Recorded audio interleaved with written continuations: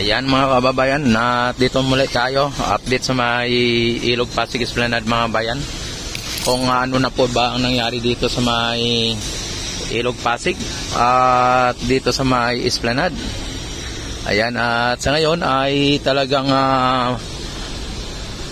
tanghaling tapat, tanghali o ano na, ay talagang mainit na mainit ang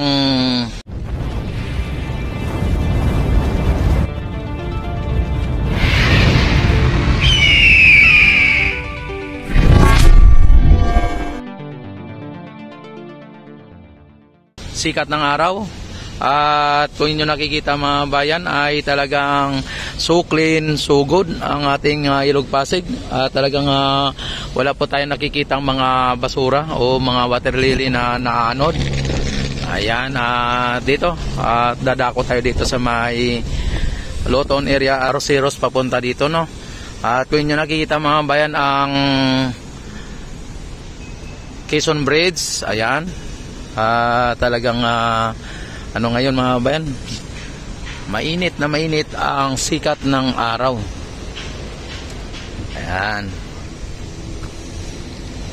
Ayan, same as usual mga bayan, ang ating Ilog Pasig ay talagang malinis at maging sa ating dito sa may Esplanade mga bayan, yan, natiling malinis at maganda ang ating Esplanade. Yan, kahit na maaraw at kahit na tanghaling tapat, kahit na hindi pa gabi, ay talagang makita mo ang kagandahan ng Esplanade. Yan, lalong-lalo na pagka gabi mga kababayan ay makita mo talaga ang kumukuti-kutitap na mga ilaw dito. Talagang parang nasa ibang bansa ka lang.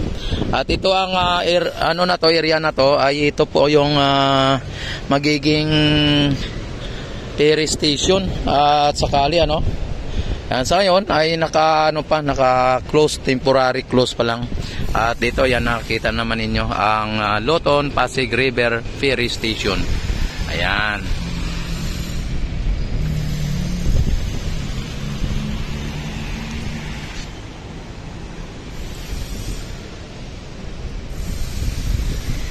Mga kabayan, ang dito, ang ganda.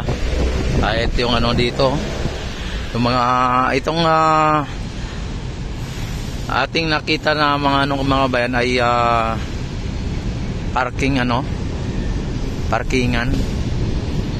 Yan. Kung itong footbridge na ito, kung natapos na ito, ay talagang maginawa ito sa mga taga Quiapo at taga Luton, na madaanan nito. Yan, at hindi na to siguro tapos at hindi na to gagalawin na. Ganito na lang po siguro yung footbridge na yan. At nanatiling walang kwenta mga bayan. Yan po ang mga project nung mga past administration na talagang ginastos lang ang pera ng taong bayan at ninakaw yung yung iba, Yan. Ito malamang ay kaya hindi ito natapos dahil po sa may mga issue. Halimbawa na overpricing, malamang ganun. Kaya hindi natapos. Nandito sa may Ilog Pasig mga bayan ay dito yung yung mga kapulisan natin dito nakabantay,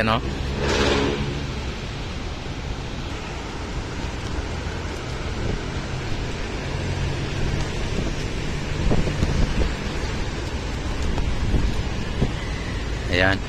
May nagbabantay dito mga bayan na na mga pulis sa ilalim ng tulay mga bayan dito sa Quezon Bridge.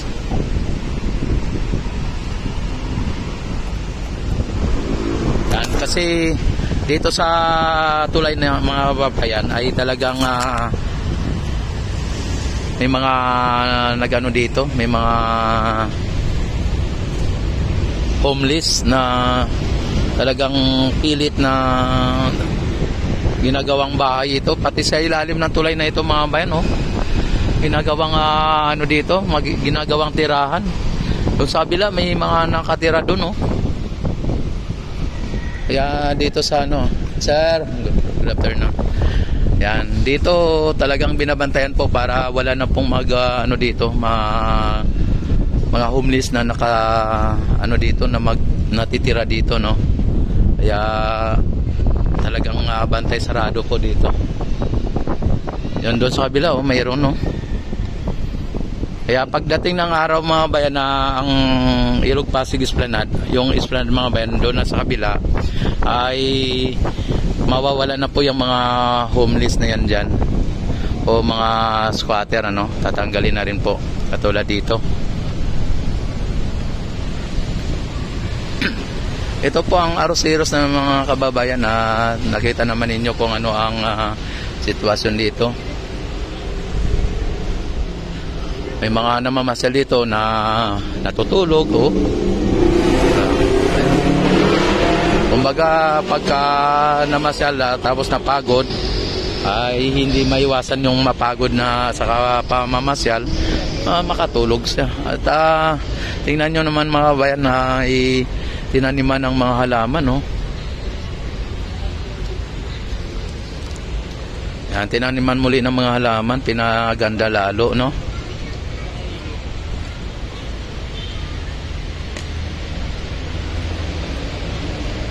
Yan, mga estudyante dito mga bayan ay talagang ano dito.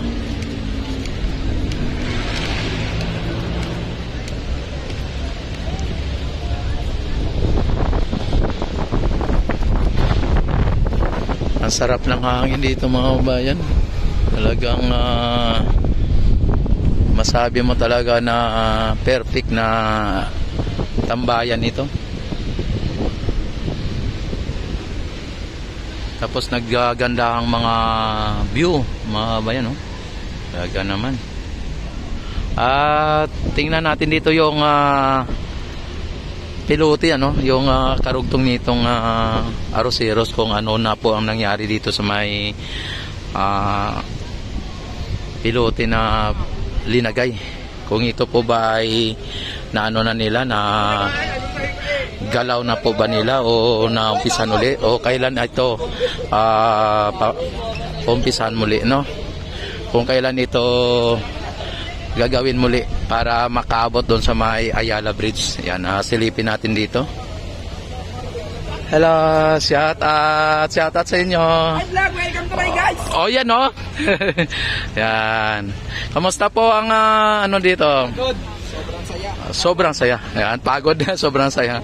Ayan, oh. Kita nyo mga estudyante, mga nagagandang mga estudyante. Ayan. Okay, shout out nyo yung mga ano nyo, mga kamag-anak. Okay, sa mama mo. Ayan. Shout out sa mama ko. Oh. Saan ba ang mama mo ngayon? Ayan. Shout out kay JB, ang tagal mo. Ayan, oh. Si mama ko nasa bahay. Nasa bahay. Ayan. Sa trabaho ko. Shout Shout out sa lola ko dyan. Ingat ka palagi. Ayan. Sige po. Ingat din. Kasi ayan mga bayan, at silipin natin dito yung sa dulo, ano, kung ano po ba ang nangyari dito sa dulo.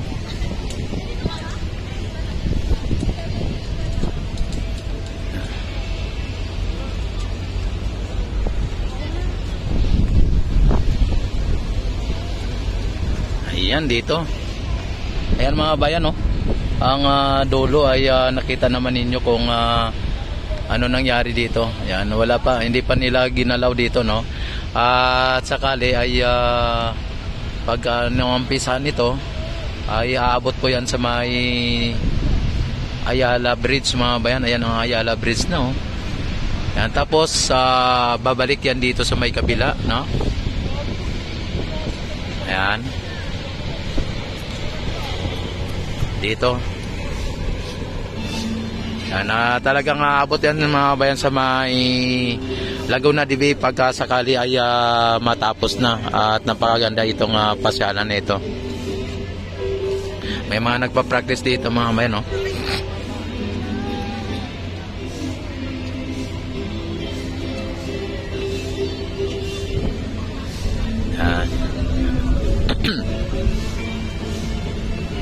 Yan, sa ngayon ay ito po ang pinaka-latest update natin dito sa may Arroceros mga bayan. Dito sa Ilog Pasig Esplanade. Yan, dito ay ano na dito, no? Yan, no?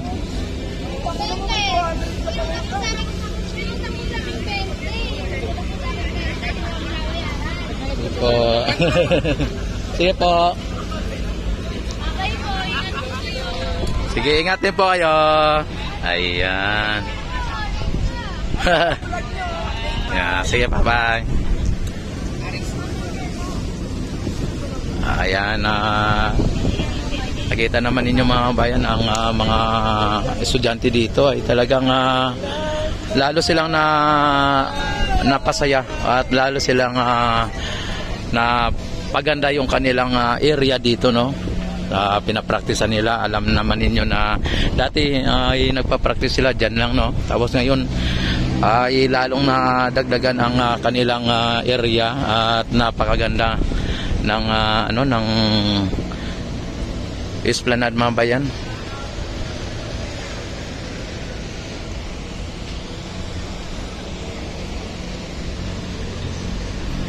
Yan, oh, nagano yung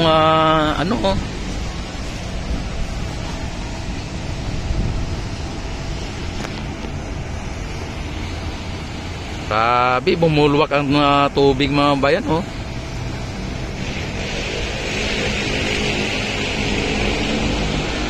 Yan po ang pumping station mga bayan, ano. Bumulwak, oh, grabe ang lalaki ng ang lakas.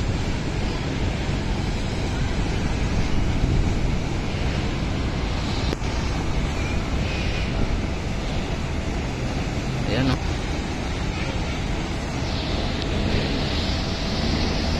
Ay, grabe ang itim ng ng tubig na, oh. Kanina ang puti, ngayon ang itim, oh. Grabe.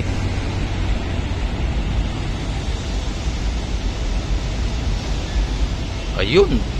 Grabe na ba yan? Nakitang-kita natin yung kung kung gaano ka itim at kung gaano kalakas ang pagbulwak ng tubig mga bayan. Grabe. Yan. Isipin nyo yung mga bayan, napakaitim ng ng tubig, no? Una ay ang puti, tapos pangalawa ay talagang umitim mga bayan. Ay, umiikot po yung ating kapulisan mga bayan dito. Kaya dito.